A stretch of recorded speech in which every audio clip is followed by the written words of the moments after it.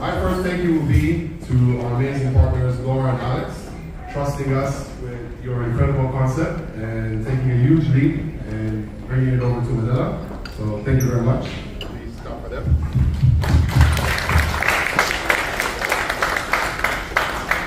Secondly, will be to this gentleman, who some of you might know, our undeniable leader, Michael, who steered the ship as few others could have, through a lot of challenges and some more challenges, and done an amazing job in making sure this amazing, exciting place that we started to think about just over a year ago will come into fruition. So thank you, Michael.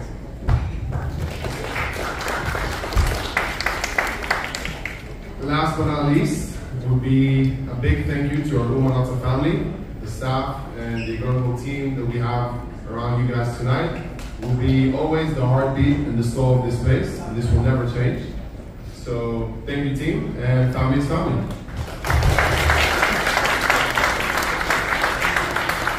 We really appreciate you all coming and joining us again, and I'll pass it to Alex now to tell you a bit more about Umo Nota and what it means to us and hopefully for you in the future. Thank you so much. Hi everyone, hello again for some that I've quickly chatted with and met a little bit. Just to maybe reframe and put the concept into context, Umo Nota is a Brazilian-Japanese concept originating from São Paulo, and what we're showcasing is the Japanese subculture in Brazil. It's the largest outside Japan, and the immigration started early 1900s.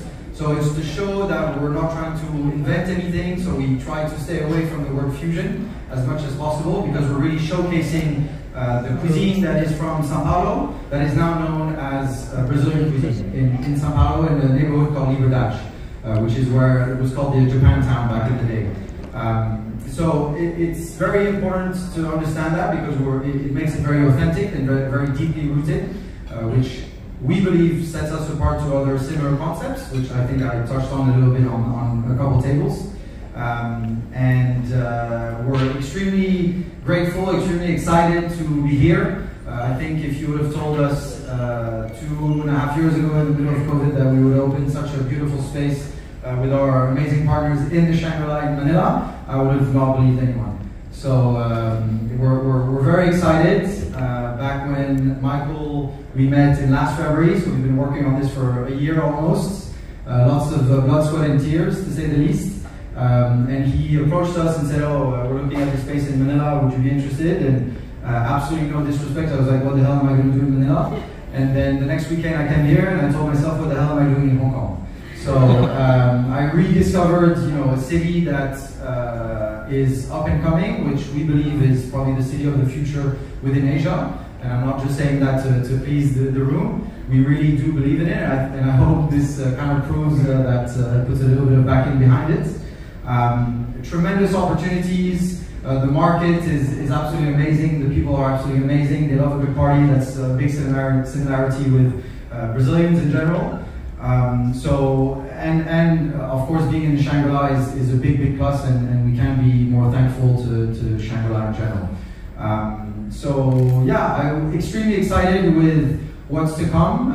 Not just a restaurant, really a space where life is going to happen, and you'll have a little bit of a glimpse with the surprise in a minute. And we really want to try and do something a little bit different in Manila, and hopefully you'll be able to see, taste, and hear what the difference is. So thank you all so much for being here. Thanks for taking the time. We hope you're enjoying your food, and I'll pass it on to Michael.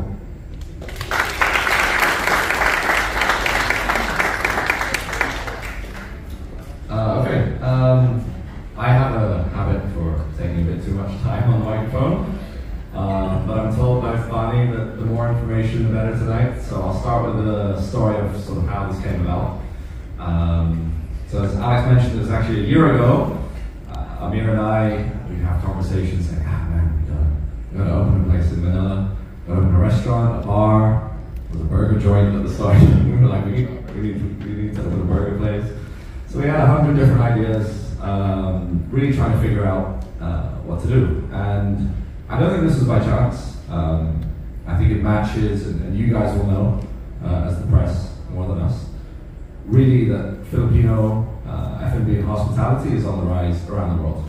Not just Manila, but we're hearing stories of obviously the Michelin star concepts opening in America, the diaspora around the world, really putting Filipino cuisine on the map. And I think for as long as I can remember, Philippines has always been the forgotten little brother of Southeast Asia when everyone talks about Vietnam, Malaysia, Indonesia, all these wonderful cuisines.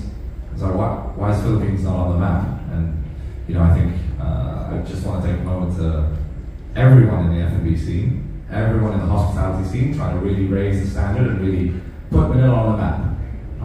Which leads me on to my next point, which is the story of how we met. I was actually looking for a concept.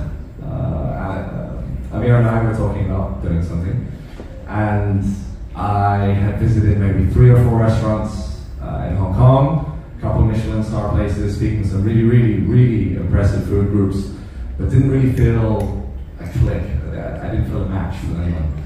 And so there I was, and I got recommended to go eat at this wonderful Mediterranean establishment called Bedu. Bedu, it's a fantastic Mediterranean restaurant.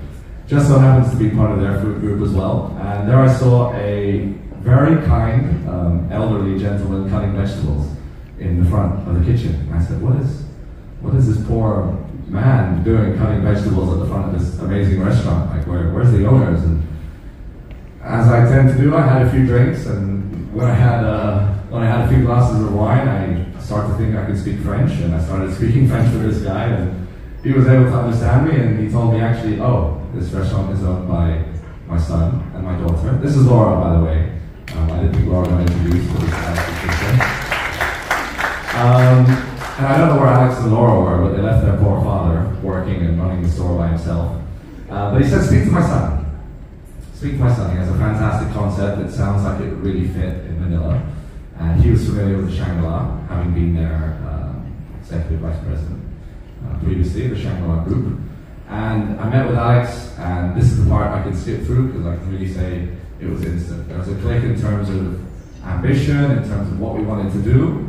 It was just a case of convincing him that Manila was the right place. They were open in Hong Kong, they were open in Paris, and it was just a case of saying, hey, come look at the Philippines.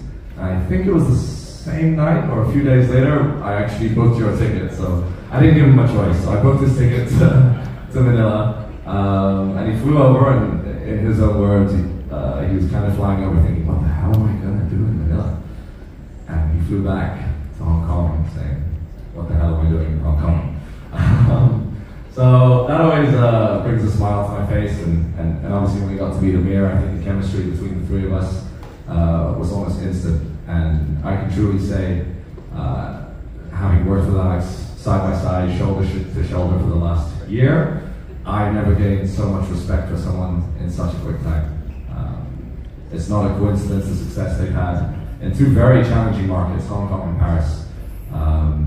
And Laura, sorry, Alex and Laura. It's not a coincidence the success they've had. The ambition, the drive, it's not just the creativity, but the hard work and the dedication behind it all is something I really actually look up to when I look at Alex. So I'm incredibly grateful to you, Alex. I'm incredibly grateful to you, Laura. My brother, my best friend Amir, this is our first business together. So I'm very excited for the future in that sense. I'm grateful to Fabienne, the mother of Alex. There we are, hello. And Laura, for birthing not just 2 fantastic people in hospitality, 2 wonderful F&B minds, but 2 amazing, amazing human beings. And I'm so happy you're in our lives. I'm so happy on behalf of Manila. I'm Filipino, by the way, so I can speak on behalf of the Philippines. I do have a passport if you want to see. I'll show you guys. But don't test my technology, please. But I do want to say thank you, Alex, Laura, from the bottom of my heart. Not only for trusting myself and Amir with your concept, but believing in Manila, believing in the future of the Philippines, and believing in the possibilities of what can be done here. And I think together, I think Manila deserves to keep growing, to be getting better and better, to be raising the standard. And again, members of the media, members of the press, I thank you guys as much as us for being part of that wave. I thank everyone else in F&B. I honor all the people who came before us. We're in this together. And I think with Umo Nota, we're going to be putting Manila on the map in the coming years. So thank you so much, everyone.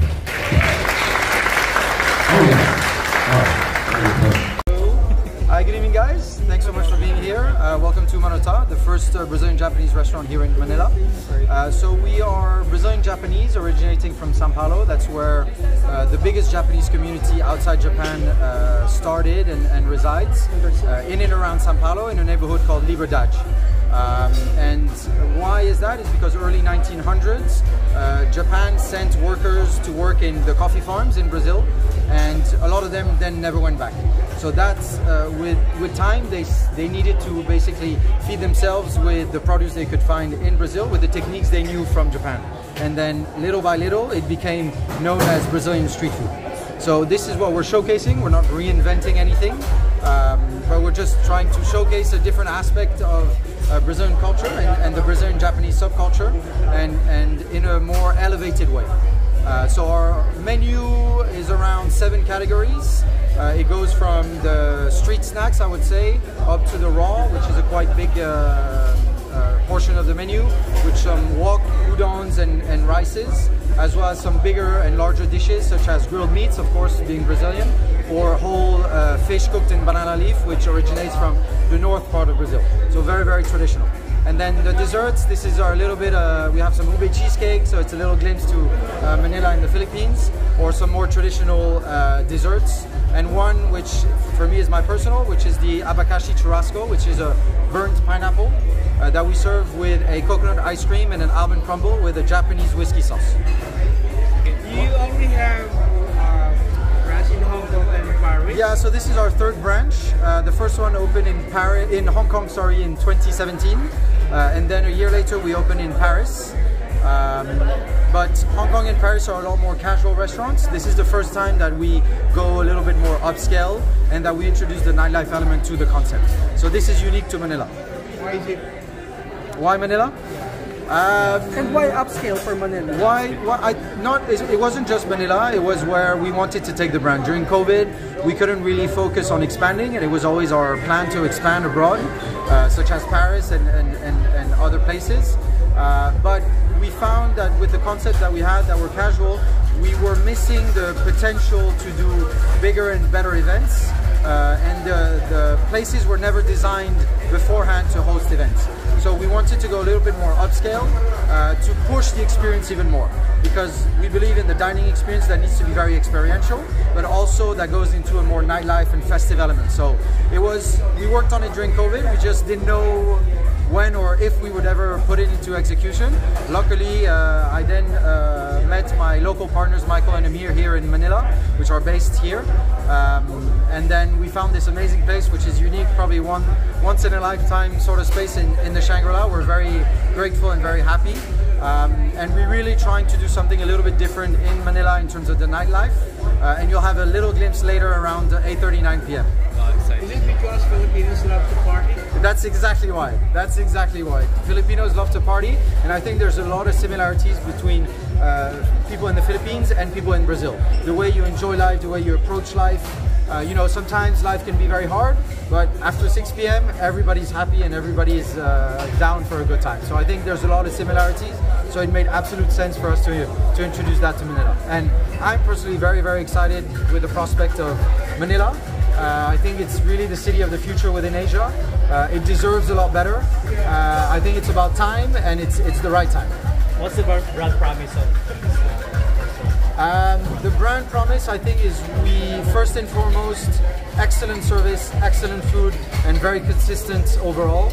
And then spiced up with the nightlife element, which we are trying to introduce something that's very different, that's a little bit more international, a little bit more modern, that Manila deserves. We're good. Can we take a photo? Sure. Quickly. For the restaurant.